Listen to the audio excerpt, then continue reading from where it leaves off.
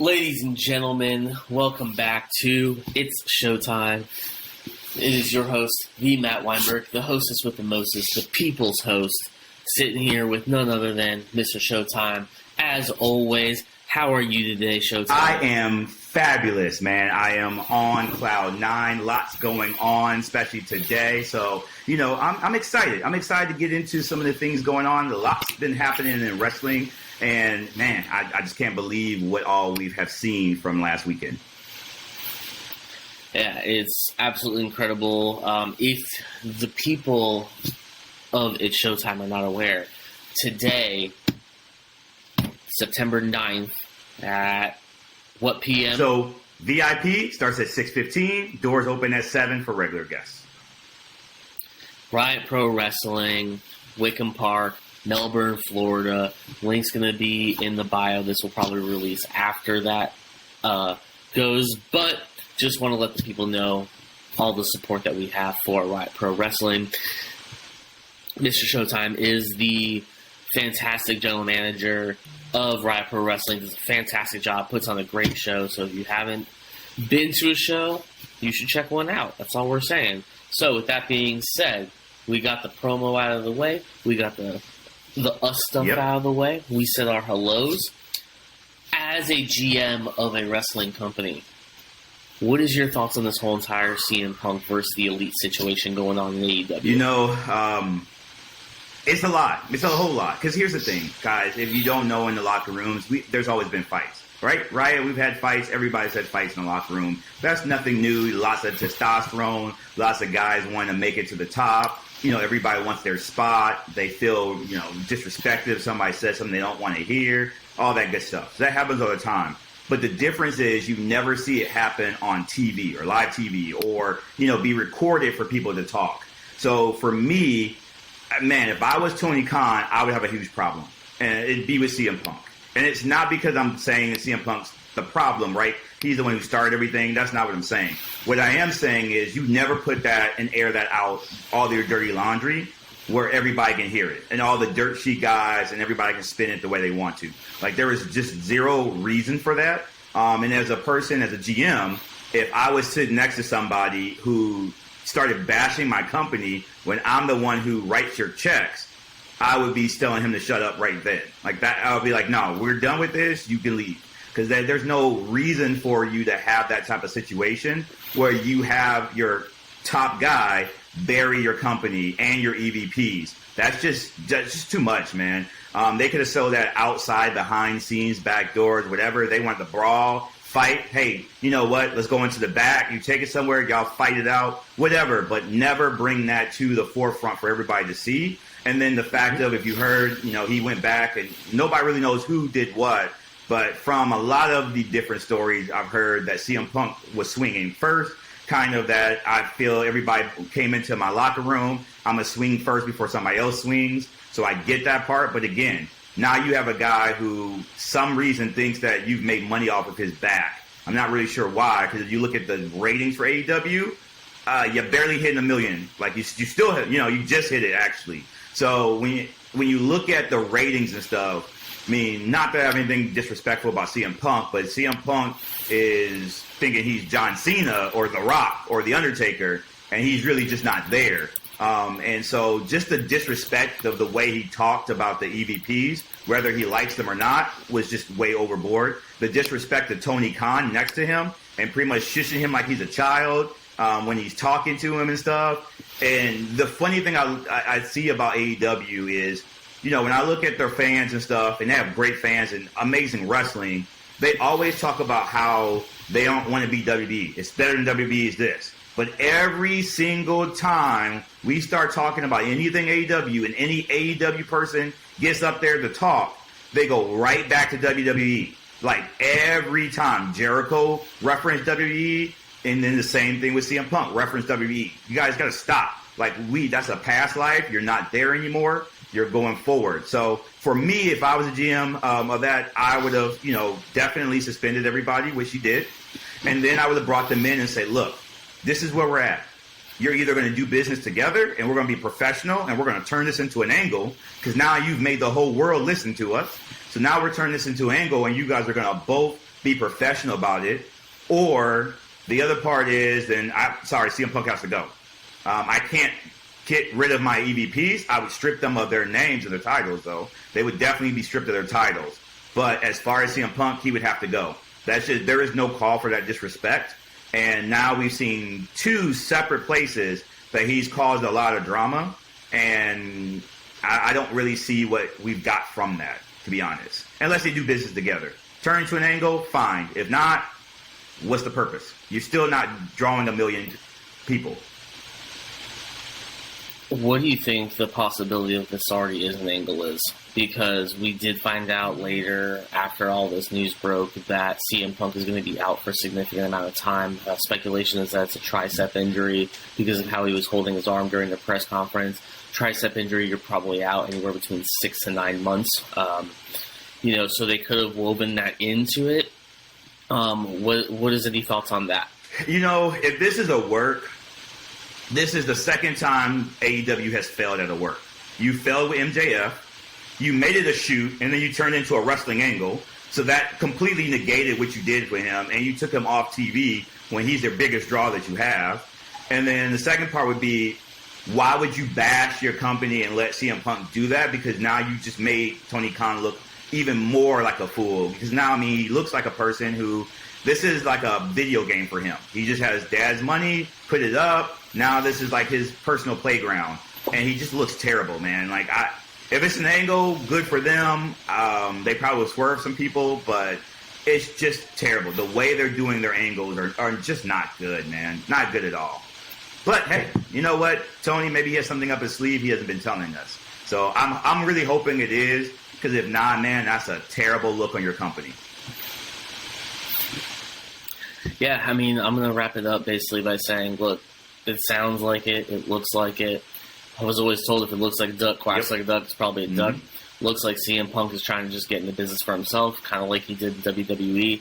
And in all honesty, he's had the AEW title for 2 reigns right now, and I think both of his reigns combined, I think max out at about 8 days right now.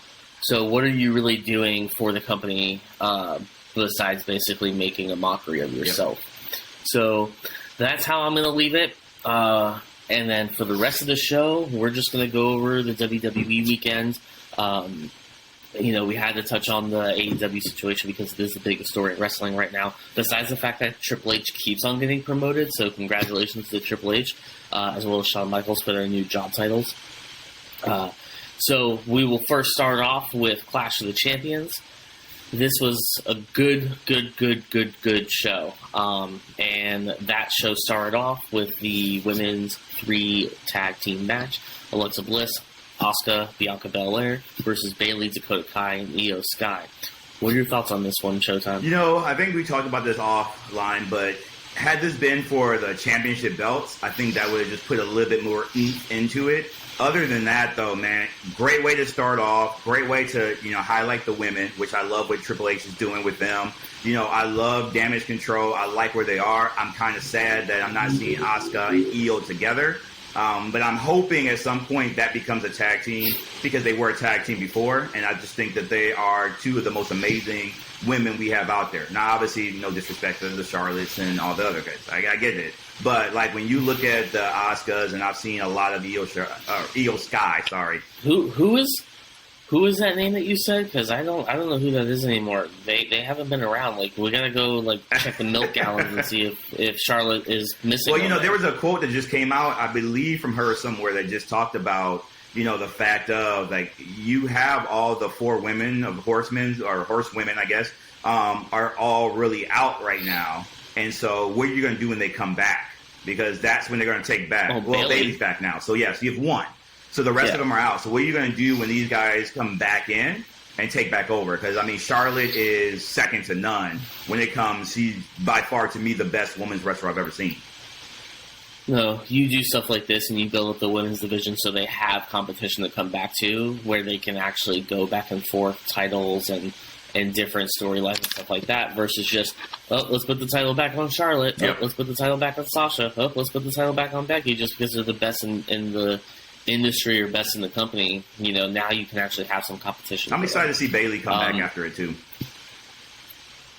No, yeah, I'm definitely excited for it. I think the main highlight of this match was Bayley pinning Bianca. Yes. Because that does set her up to be a number one contender, which is a fantastic idea. I'm with you on that, man. Great match. Great match. Cool. Great match on that one. So next one is the Intercontinental title match. We have Sheamus challenging Gunther, the champion. Nothing else to say on this matter besides absolute 5-star match. They beat the hell out of each other. I mean, yeah, they utterly beat the hell out of each other, and it was absolutely amazing to see. If Meltzer doesn't give this a 5-star, I'll give it a 7-star match because it was absolutely fantastic. He did give it a 5-star earlier this morning. Yeah. So the tweet that I saw that explained it best was, this match was a 5-star, 6.7 if it was in the Tokyo Dome. Oh man, yeah, that'd have been wild. Dude, I mean, I think let's first, before we go any farther, let's give the crowd in Cardiff. Like, the crowd was amazing. I'm really hoping that WWE keeps going back. I would like to see this as a yearly thing. I don't think we'll get there, but I know he wants to travel. But if we could get that to a yearly thing, man, like, I don't know if you put WrestleMania there, like some people say, but you could very much do a SummerSlam or a World something. If they did a Mania in UK, it would surprise a lot. Oh, it'd be great. I just would hate because I wouldn't want to travel there. But yeah. I mean, it'd be amazing. I mean, if you think about the crowd, I mean, when Bayley came out, we got the old Bayley chants of old. Absolutely fantastic. And to piggyback off of a point made earlier in the day about Past Life, the crowd was calling Gunther Walter throughout it, and they were chanting and cheering it to the point where I don't remember which commentator said, but they actually brought attention to it, saying, "Oh, they're calling Gunther a name from his past life." Yeah, he talked about it in an interview as well, and he actually likes the name change. He thinks it's a step up because he's changed his body, he's changed everything about him. Man has the best transformation I've ever seen of a wrestler ever, and so Gunther is kind of the way of him showing the new person he is. But I mean, guys, Imperium's back. Like, that right there, as an NXT guy, that right there is amazing for me, because what I noticed is that with Imperium back and Legado on the way up, man, there's going to be some sparks, man. There's going to be some great things going on in tag titles. I'm hoping soon, very, very soon. That plus you also have Judgment Day. I mean, it's shaping up to be some pretty interesting stuff right now. I mean, heck, even was it Raw? I think this week they did. Raw this week they did a 4-way tag team match to set up the number one contender. And let's put it this way: the New Day has been doing the New Day so well and so long. At one point, Xavier and Kofi were in the ring, both as legal men. Like, this is absolutely fantastic, and we need more of tag teams that can build something like the New Day did. And we're about to see. Oh yeah, I'm excited, man. So, yeah. So moving on to the next match, we have the SmackDown Women's Title match: Shayna Baszler, challenger, versus Liv Morgan, the champion. What are your thoughts? Here's two things. One, give my girl Shayna more respect. Okay, I need her to have more respect. I don't feel like she's getting enough. I want to see a Ronda versus Baszler. Like that. That is what I want. I want to see it. I want to see hard hitting. I want to see grapples. I want to see submission holds. I want to see two women beating the hell out of each other. And that is what I want. And so that's number one. Number two is, why did you change her music?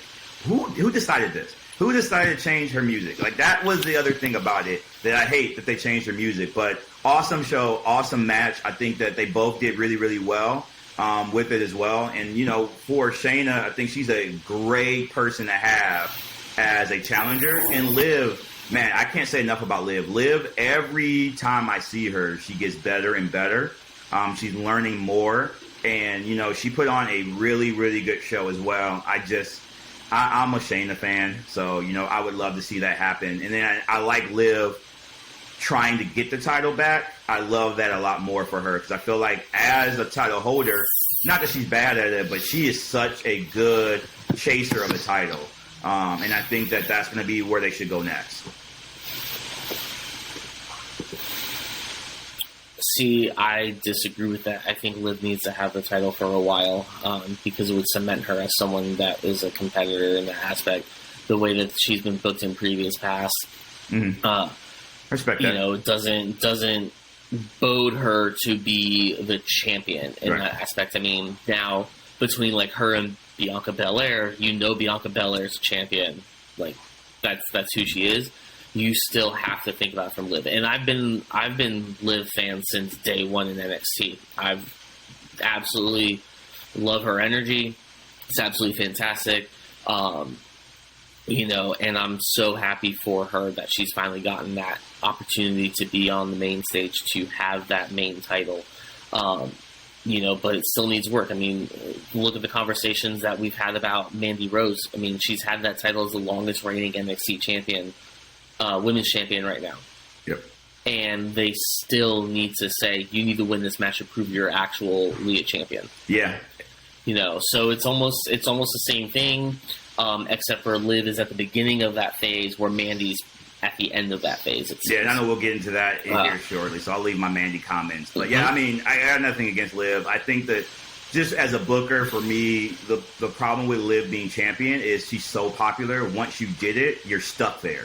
Because the minute you try to pull her out of it, now you're going backwards. So I think that it's just a hard part to be in. Her versus Ronda really didn't make her look good at all. And I don't know why they decided that was the ending for it, but I think that hurt her a lot. So going into this one, it was kind of like, I just don't know much about where she's going to go. But yeah, I love Liv. I think she's awesome. I think she's came a long way as well. And I don't mind her having a long reign, but it's going to be that Daniel Bryan effect of, how do we get this off of her? Yeah, I mean, I don't think it's going to be a long reign. I think, I think if you push it to maybe Royal Rumble, that's fair. Then I think it'll be fine. I think you'll give the people enough of what they want, but by Rumble, you'll probably have some people coming back from the outside world and or from injury. Hopefully you'll have some time to bring some people up. Maybe we'll see a Mandy Rose or Toxic Attraction come up to be in that mix as well. But yeah, so moving on, we have Edge and Rey Mysterio versus the Judgment Day. Solid match, great storytelling in that match, but the ending of the match was the reason to watch this match, in my opinion. And I'll go into that as we can discuss. But on the match itself, what are your thoughts? I think solid match. Judgment Day to me is still a little shaky. I liked it better when Edge was on that side. I think that Damian Priest, to me, I just don't know how it all fits just yet. And that's just my opinion. I know some people really love them. For me, it's just a weird fit together of how they have Balor and Priest together. I liked it better when Edge was on that side instead. But awesome match. I mean, you're going to get the best out of it. And, we can't take away from the fact that the man came out with a lucha mask on. Like, that right there, like, Edge coming out with a lucha mask was awesome. That was a great way to do it. He's electric when he comes out, too. So, again, solid match from both sides of it. But obviously, the ending was the most important. I mean, Edge even hit a 619. I mean, he did say it was more like a 519, but he did hit a 619. He struggled to get the legs to wrap around, a little bit, but it's okay. It's okay. He's a little older. Yeah. Well, I can't even say that because he's like raised old too. So I don't even know. I guess I'm gonna leave it for the fact that he's taller, so longer legs. It's harder to do with longer legs. Look, let's get into this ending. Let's get into how everything shapes up. We finally get it. Your boy has been predicting this for weeks.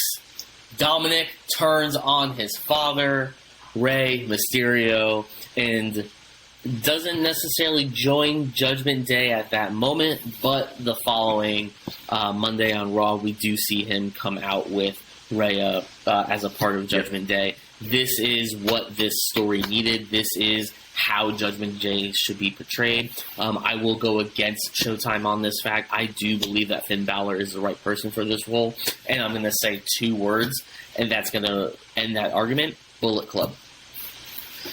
You don't have anything without Prince Devitt, who is what Finn Balor is formerly known as. setting all of that up. You don't have AJ Styles, you don't have Omega, you don't have the Elite, you don't have all this sort of stuff that comes out from that. So you switch Priest and AJ Styles for me, I'm good. You can't really do that, but the other thing that I could say is if you follow us on Instagram and on social media, breaking news is always posted on there as best as we can. But Malachi Black was given his release from AEW conditionally. So you could have Aleister Black show up and take over, if you will, of Judgment Day, because that's really where he should be. I wouldn't get too far into that. Would be really interesting to see. It's by condition. I don't think he can wrestle anywhere. That's I don't think he can wrestle anywhere else. I think that was the part of the condition. He can't.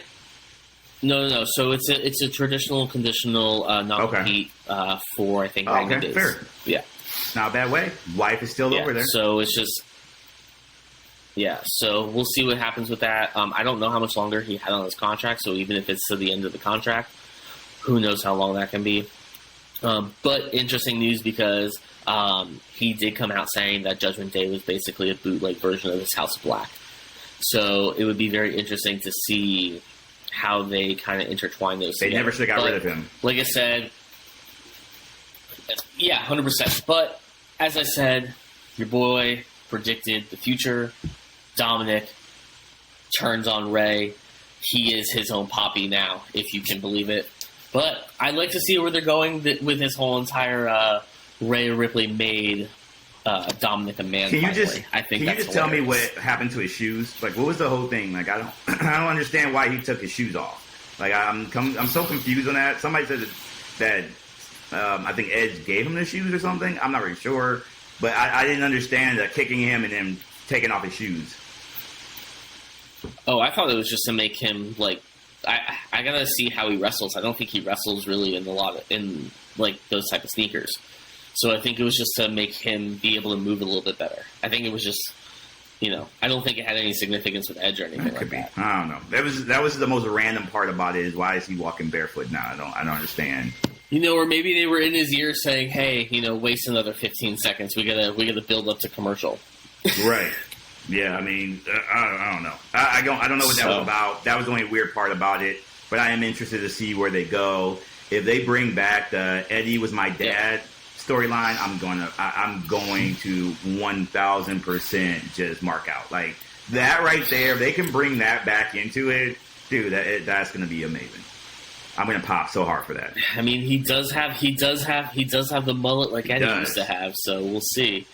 But we are finally invested in this storyline. Thank God. It's only taken us about 6 months to get to this point, it feels like.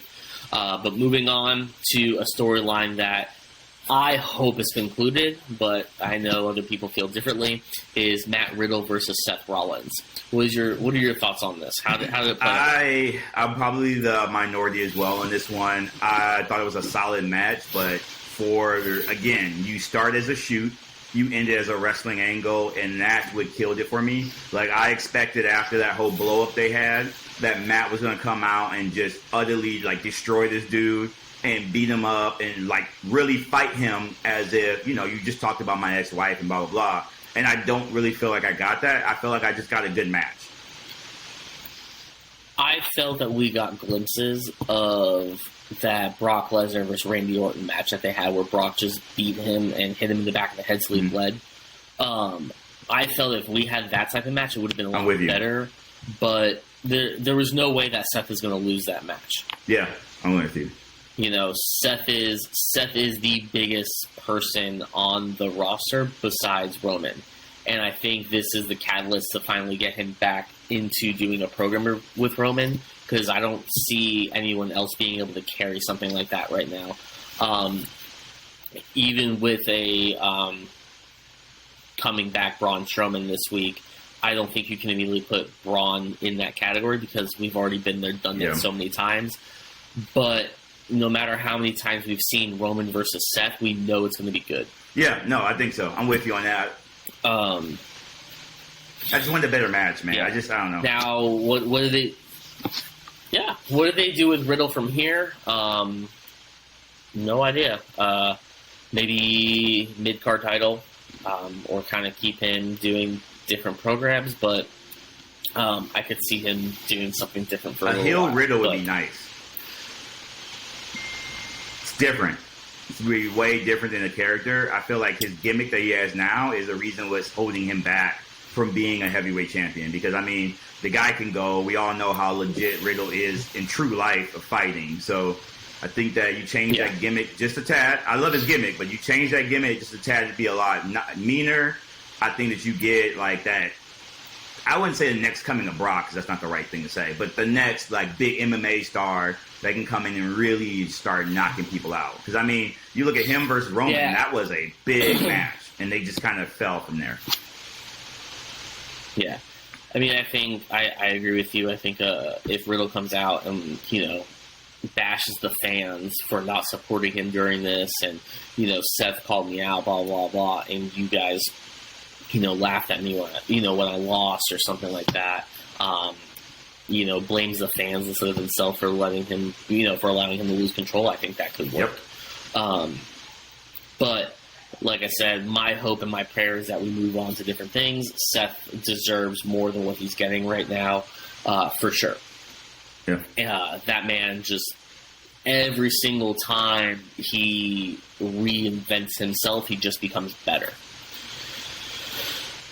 So, moving on, the main event, the undisputed Universal Heavyweight title, Drew McIntyre, the challenger, versus Roman Reigns, the champion. Fantastic match. A little awkward at the ending, but fantastic match.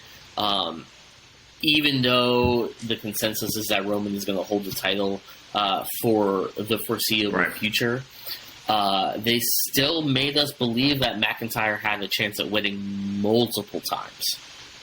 Yeah, for sure. And that's what I like to see. It was a definitely good match. I mean, as a person who's an NXT fan, once again, huge NXT fan, we love seeing NXT people come up. I know that a lot of people still didn't understand the whole situation. But if you listen to Road Dogg's podcast before, actually he was on Conan's and Disco's, he talked about the fact that Solo should be in the bloodline. And literally, like, the week later, that's what happened. Yeah, no, 100%. And that was the right way to go. I mean, first of all, he looks like an Uso, which obviously he's the brother, but he looks like it. So it's easy for people who don't know who he is to understand that part of the storyline. I think, and it just adds to more and more for Roman. I just hope that the payoff is worth it, right? So I hope that whoever takes the belts off Roman, we do it in the right manner. I just have a thought. The Showtime universe, I apologize for this tangent I'm about to go on. Survivor Series is coming up, correct? We have Solo, Jimmy, Ray, Roman. They're missing a female. You either have Naomi or you get Tamina. Some Uso. Yeah, Tamina's still there. Tamina is actually in the bloodline, so that works. There's 5 right there. Judgment Day just needs one more person, and I think that person could potentially swerve Sami Zayn. That'd be crazy, man. Because I'm looking forward to an Usos versus KO Sami Zayn feud. I hope that they go to. I was looking forward to that too as well until this nugget just popped in my head. Because you could even have Kevin Owens coming in and helping Sami Zayn win that to then set up Usos versus Kevin Owens and Sami Zayn. Yep. Because I wouldn't put Sami Zayn in the Judgment Day. I would just have him helping the Judgment Day. And I guess it just depends on Roman's schedule if he's even going to be at Survivor Series or not. Now, that's just the crazy part about this. Not that they don't have enough family members, because I mean, there's a lot more of them still around. If they wanted to bring other people in, which I'm still confused why they haven't yet. But that should be another thing for them. No, I mean, I think if you keep it where it is right now and maybe add one more, I think it's perfect. I mean, I don't think you're ever going to get to see like an NWO or a DX type faction again with that many people. It just doesn't work. I mean, look at, bring it up again, Bullet Club and how that was processed. Once it got too big, that's when it started kind of changing it up and making it not the same anymore. So, but now coming back off that tangent, that match was absolutely fantastic. Made Roman look good, made Drew look good. Adding Solo into the bloodline now is going to be absolutely fantastic. Can't wait to see what happens there. Now the whole Austin Theory trying to cash in and Tyson Fury knocking him out was absolutely a cherry on the cake. But the whole afterward with Tyson Fury and Drew McIntyre was very awkward for me. It kind of felt like filler. They could have given us either shorter matches throughout the night to end a little bit earlier, or longer matches, or maybe one more match, throughout the night to then not have this 20-minute awkward Tyson Fury, Drew McIntyre loving, the UK sesh, which I get it. That's what it was there for. The UK and the crowd deserves it. But it was just a little especially awkward. because Drew didn't win. Like, I know that Tyson, he sings after he wins, so that I get that part of it. That made sense. But the fact that Drew did not win kind of defeats the purpose of why he was singing. So, like, I don't get that. But to your point, Yeah. I understand why they did it. And, it's been 30 years, so, hey, give them something. Let the crowd go home happy. They were there. They spent a lot of money. It's been 30 years, minus in 2019 when the NXT TakeOver was on. True. I guess now we use that as developmental again, right? We don't. That doesn't count anymore, Matt. Triple H says developmental now, so that's not their brand anymore. So that doesn't. It's True. negated at this point. So, final thoughts on Clash of the Castle. I think Clash of the Castle was amazing. There's just. And I know people are saying, well, Triple H, everybody's saying that because Triple H is there. That's not it. What you do, what you get from Triple H, and then everybody else is helping him, is you're just getting a refresh of what things could have been a long time ago and seeing a different perspective on the wrestling now. And, what you can see from that, one of the biggest things I've seen, and we'll talk about this in the other one for NXT, which I thought was off, is the placing of matches as well. That makes a huge difference for you, and then just the storylines in there. So overall, I think, that was an amazing show. I really don't think you could have added anything else to it. I think from top to bottom, it was crazy. It was wild. It was great. The crowd makes everything so much better. Anybody who's been in wrestling understands that. When you have a hot crowd, everything goes better. It doesn't matter what you're doing. You're just going to be better off at that point. So I was very excited. It's the first pay-per-view I've watched in a long time where I watched the entire thing. And that's been a long time. I have not sat down and watched a whole WWE pay-per-view ever. I can't think when the last couple years. Yeah, I mean, my only thing to add into that was, like I said, I wish the pacing was a little bit better. I mean, you have more titles that you could have had matches for. I mean, the United States Championship wasn't even talked about during the whole entire event, and I get it there in the UK.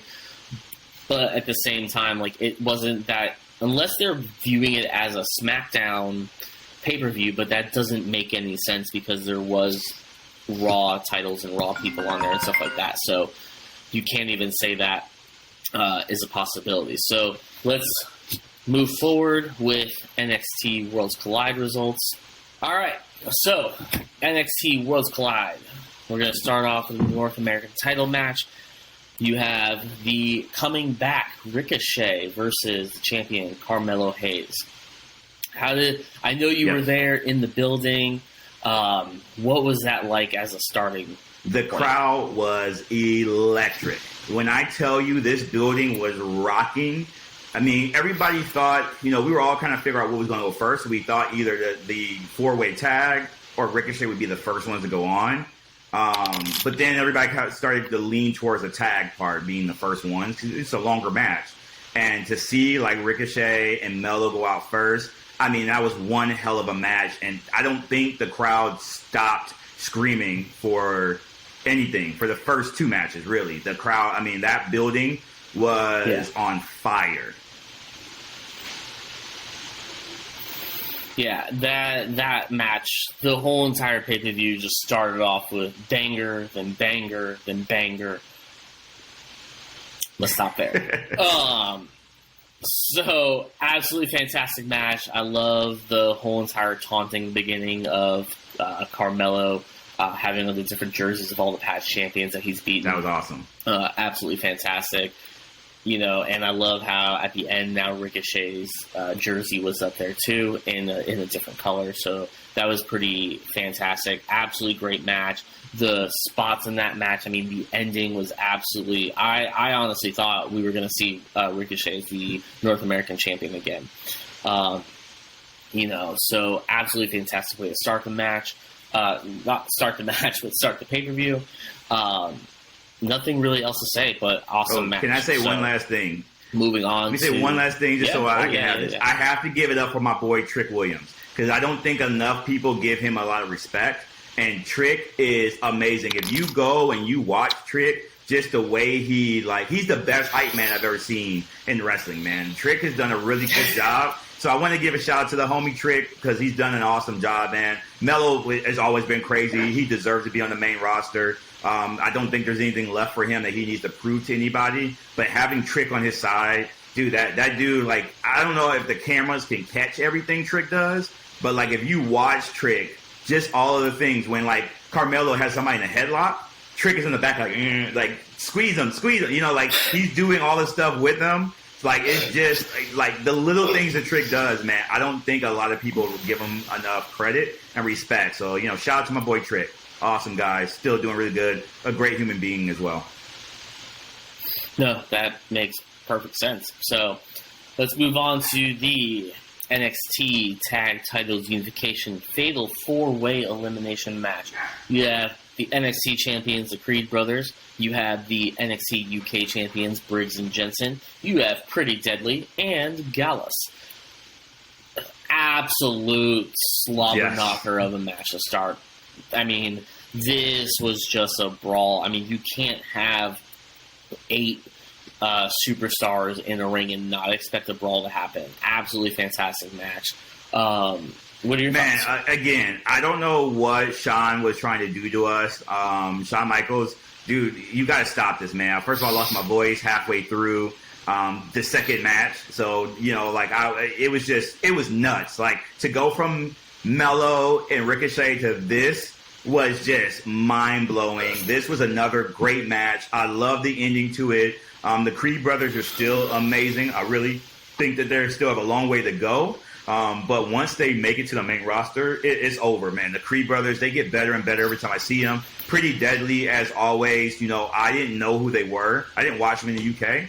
But having them over here, dude, just the amount of respect I have for how good they are is wild. So, I'm definitely great pay-per-view. Definitely great match. I just can't say enough. You heard the crowd. I don't know how it came off. You used to watch it on TV. I don't know how it came off on TV. Mm-hmm. But again, this crowd, I don't even know how the stands stayed up because people were jumping. This was just amazing.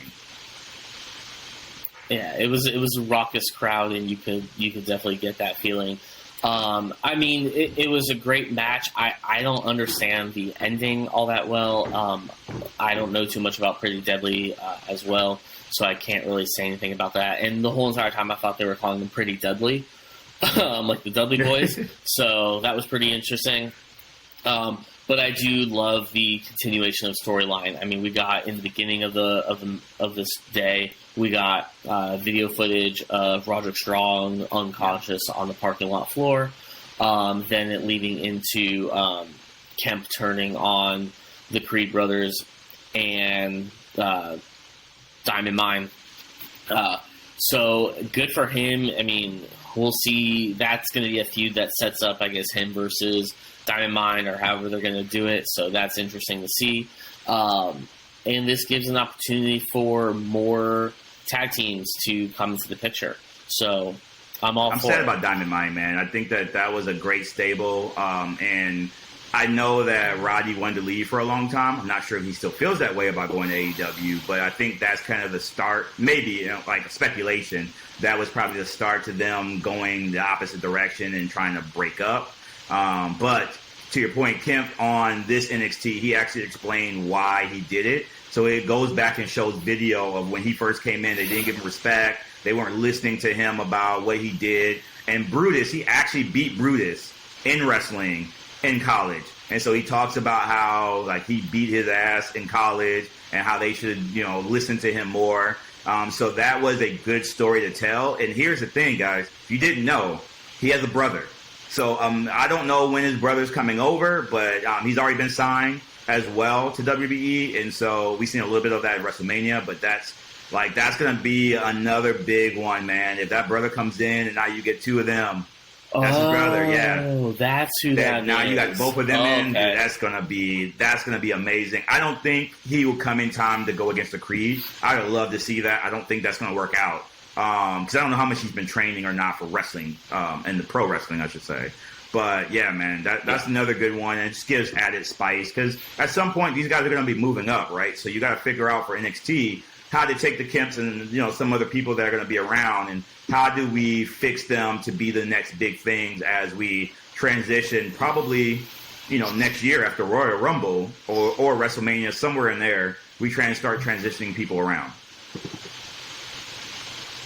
Yeah, it definitely sets it up for the future. But let's move on to the women's title unification triple threat match. Blair Davenport versus Mako Satomura, the United Kingdom champion. Legend. And Mandy Rose, the NXT champion. Legendary status for Mandy Rose is coming. She is the longest reigning NXT women's champion right now. Mako Satomura is a legend throughout the whole entire world. She's conquered Europe. She's conquered Japan. And now she's on her way to conquer NXT, it looks like. Absolutely phenomenal match. I love it. From the get-go, they build Mandy as the underdog, even though she is the longest reigning champion of all time. There was a couple great spots in there. I understand now why they had the introduction of Blair Davenport into it, because I don't think Mandy and Satomura would have had a great match one-on-one. No, definitely. Their styles clash too much. Blair Davenport was a good bridge for that, although I kept on thinking she is the child of Ashley from the Attitude Era and Paige. So that's the only thing I was thinking about, but absolutely fantastic match. I do love how they did not have any interference from Toxic Attraction in this.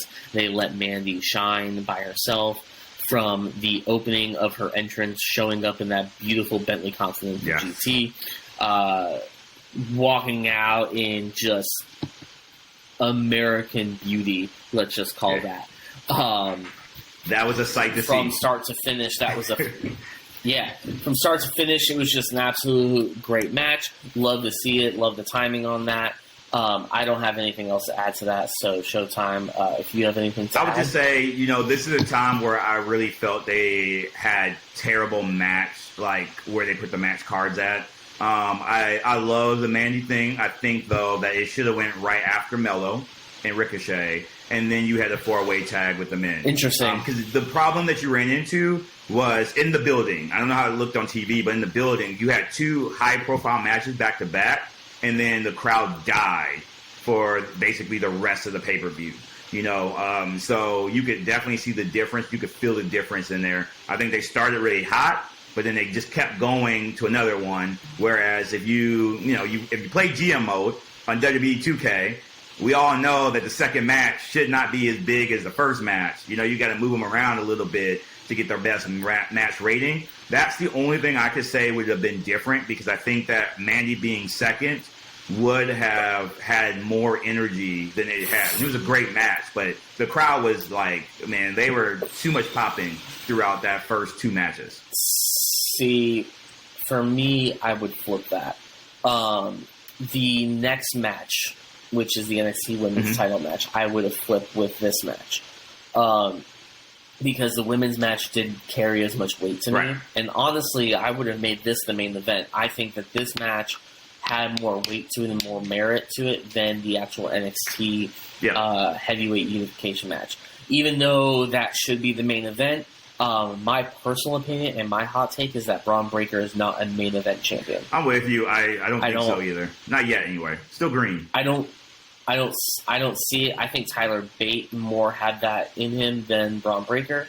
And that storyline of Tyler Bate being the first and last NXT UK champion is absolutely phenomenal. Yep.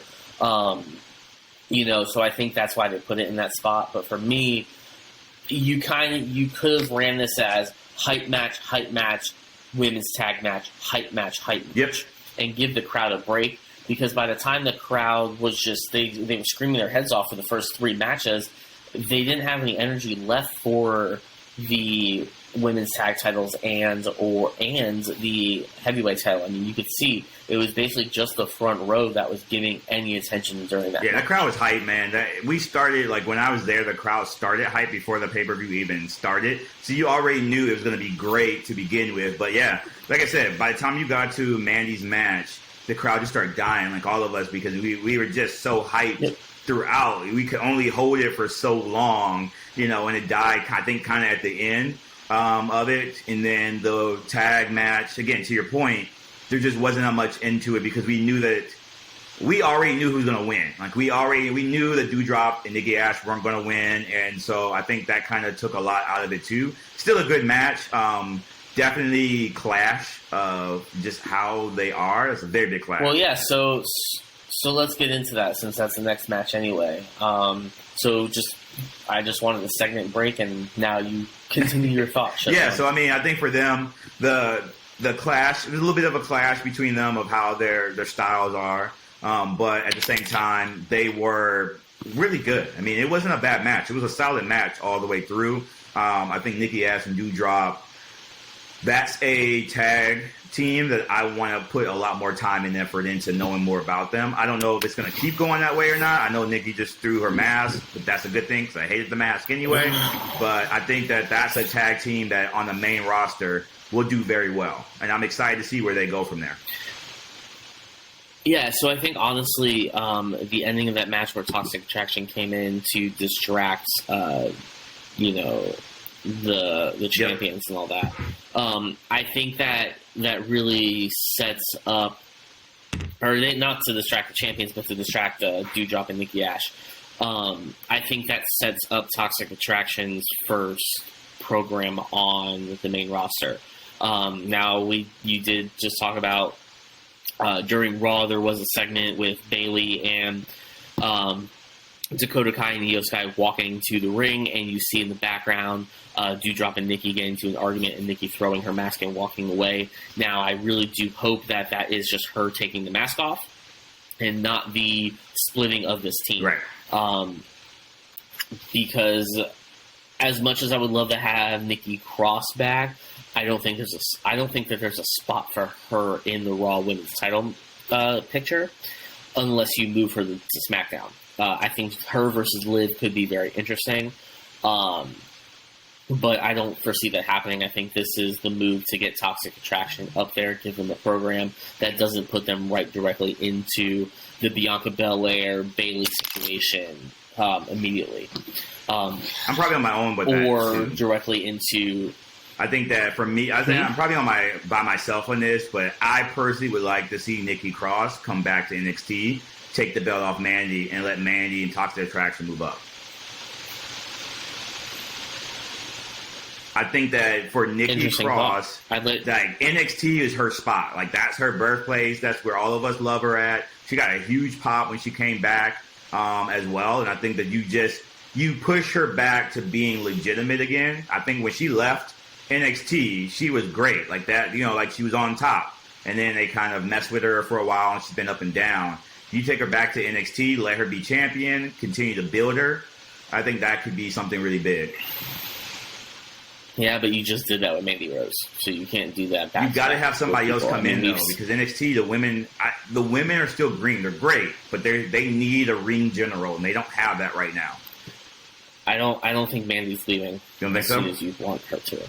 I don't think so. I don't think she's moving as quickly because you are going to have to build somebody up to now take that title because you just let Satomura and Davenport fail. Yeah, you should put Zoe. It would have made more sense.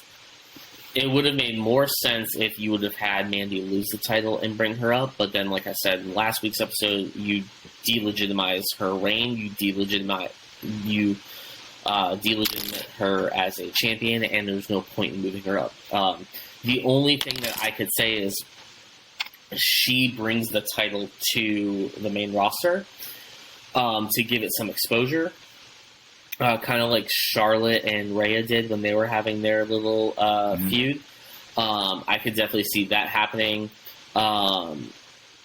But yeah, it'll be very interesting to see how they take the title off of Mandy, and I think we could do a segment on that with a little dream booking. Yeah, we should do a dream booking segment. I like that. Yeah.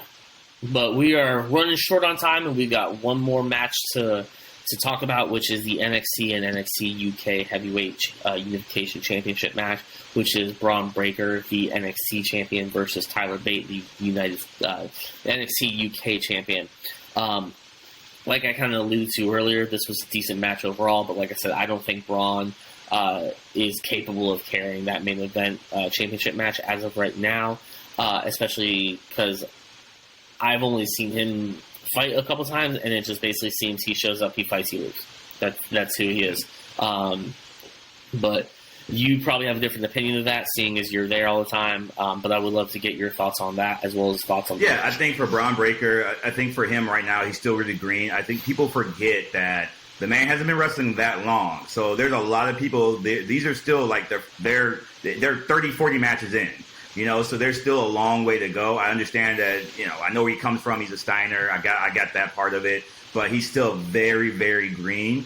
He has come a long way. You can definitely tell that he is adding more to his moveset. He's getting better at some of the things he's doing. I'm with you, though. I don't think he's a main event guy at the moment. But, if I were Shawn Michaels at the time, when Shawn was in the building at Worlds Collide, I would have probably put Braun Breaker on first. I would do that Roman Reigns treatment of getting him on first, getting the crowd hyped. Because the other thing you run into is, again, the crowd's dead at this point. Like even in the feeling in the crowd, we all know have had high hopes that Tyler Bates was going to actually win anyway. But the crowd had been going so hard for so long. You put him at the end, he's still not right there yet to carry a main event. Tyler definitely carried that match. I think that switching that, again, could help a lot of people get a lot more out of him by putting him maybe first. And then to your point, having Mandy go last would have been the way I would have did it if I was going to do titles that way from it. But it was a great match. It definitely surprised me more than I thought because I really wasn't expecting that much out of Braun. I knew Tyler was going to do really well. I just didn't expect that much. And I was actually pleasantly surprised. The end spot with I guess for me, every time we're doing the spear now, it's just so predictable. So like we called it even before it happened. We knew Tyler was going up. Like, here comes your spear, and here's it. Pop, spear, done. So I think that we got to get a little bit better at that part of it. Not being so predictable at the end. Because I feel like that's every Braun Breaker match now. It's predictable when he's going to get that spear and be done. And everybody uses the spear. They're kind of giving him the half Roman Reigns treatment in that aspect where it's Superman punch, spear. Can we get rid of the spear too? Like that has to be something like that's becoming overused, like the super kick now. It's become overused, yes, but I mean, in all aspects, all finishing moves have been neutered. Thank God we got the Kevin Owens pop-up powerbomb and the ring and the ring bomber, the side of the ring bomber again. That was absolutely fantastic. For me, Clash of the Champions was overall a better pay-per-view than Worlds Collide. It was very interesting to see WWE put Worlds Collide on Sunday against AEW All Out, but as we've said, and as Triple H has said before, AEW goes against NXT, not the main roster. So we're looking forward to what happens in the future. Both pay-per-views for the weekend for me were absolutely fantastic. And it brought me back into wanting more, which is what we've been asking for.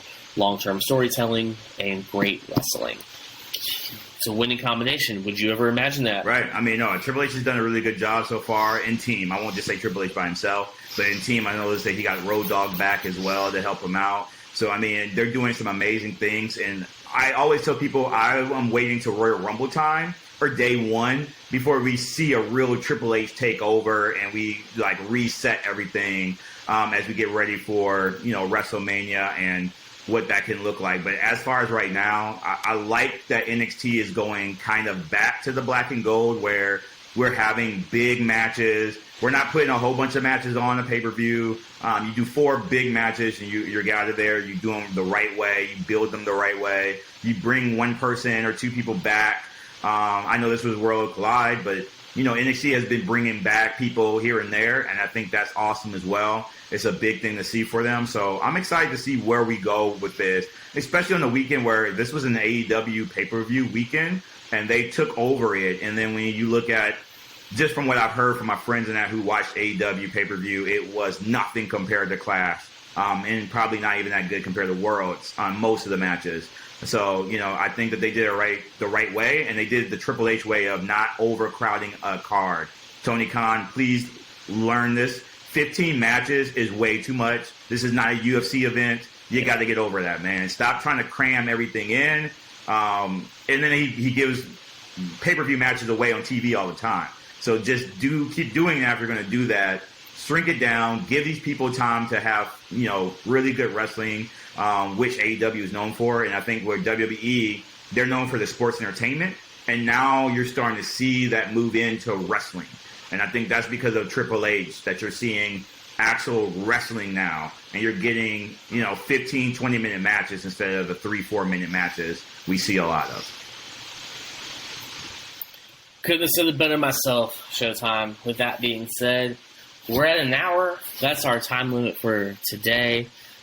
Again, thank you so much for all the support we've been seeing. Please don't forget to like, share, comment, subscribe, and leave us a 5-star review wherever you are listening to this, wherever you're watching this. That's what helps us grow. So thank you very much to all those who have done that so far. Looking forward to the rest of the episodes. Look forward next week. We'll have a Riot Pro Wrestling recap with Mr. Showtime. Let's see if maybe we can get someone else to join. Maybe we can get a little Booyah Club action going on here. I hate those guys. I hate those guys with a passion. Hate them with a passion. So, with that being said, if you haven't already, please follow us on social media at It's Showtime Wrestling on all social media channels. If we are not there yet, we will be shortly. And thank you again so much. I'll see you in the next one. You gonna say goodbye? I mean, you threw me off with the Booyah Club. Anyway, as always, guys, I appreciate you guys all listening as we do in the It's Showtime Wrestling Podcast. And you all know how this works. If you don't yet, I'm going to teach you today. Every time when we do something, you know what time it is, right? It's showtime. Y'all take care.